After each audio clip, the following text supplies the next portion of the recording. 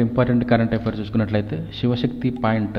So దీని గురించి తెలుసుకుందాం. ఈరోజు వచ్చిన న్యూస్ పేపర్లో ఇస్రో చేపట్టిన చంద్రయాన్-3 మిషన్లో భాగంగా 2023 ఆగస్టు 23న చంద్రుడి దక్షిణ ధ్రువంపై విక్రమ్ ల్యాండర్ దిగిన ప్రదేశానికి శివశక్తి అని భారతదేశం పేరు పెట్టింది.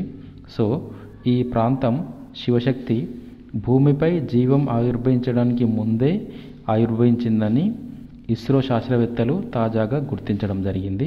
చంద్రుడి దక్షిణ ధ్రువానికి దగ్గరగా ఉన్న ఈ ప్రాంతానికి సంబంధించిన తొలి భౌగోళిక పటాన్ని Indian physical research laboratory physical research laboratory బృందం రూపొందించడం జరిగింది.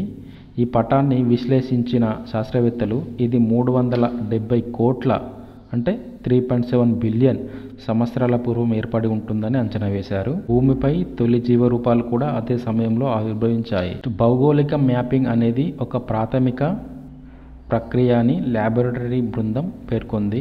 ఒక గ్రహం ఉపరితల ఆకృతి ప్రాదేశిక తాత్కాలిక క్రమాలను అర్థం చేసుకోవడంలో ఇది ఎంతగానో ఉపయోగపడుతుందని వెల్లడించడం జరిగింది. భారత అంతరిక్ష పరిశోధన సంస్థ ఇస్రో చేపట్టిన చంద్రయాన్-3 మిషన్లో భాగంగా 2023 ఆగస్టు 23న చంద్రుడి దక్షిణ ధ్రువంపై విక్రమ్ ల్యాండర్ విజయవంతంగా ల్యాండ్ అవడంతో చంద్రుడిపై సాఫ్ట్ ల్యాండింగ్ చేసిన 4వ దేశంగా భారత్ అవతరించడం జరిగింది. చంద్రుడి దక్షిణ ధ్రువాన్ని చేరుకున్న తొలి దేశంగా న్యూ రికార్డును సృష్టించడం జరిగింది.